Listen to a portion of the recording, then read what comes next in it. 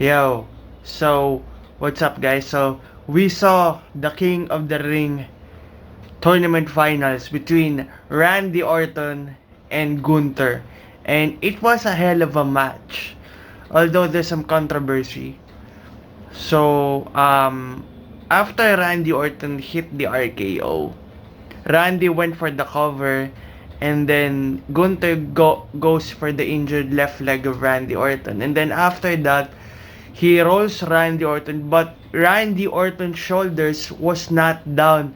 I think the referee did not saw Randy Orton's shoulders were not down. Randy Orton's shoulders were up. So it was a controversial win for Gunther. As we saw in the instant replay, but Triple H addressed this controversial situation. Um, Triple H did not see it, I think, or upon the replay, he did not see it, but nonetheless, Triple H said the referee's decision was final, so Gunther won the match and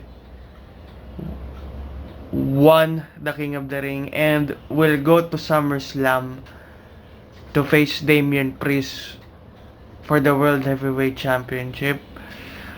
And yeah, but Triple H addressed that situation, and maybe I think Triple H wants a rematch, pinning Randy Orton and Gunther to erase that controversial win that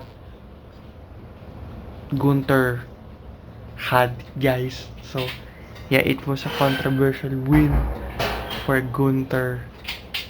So yeah.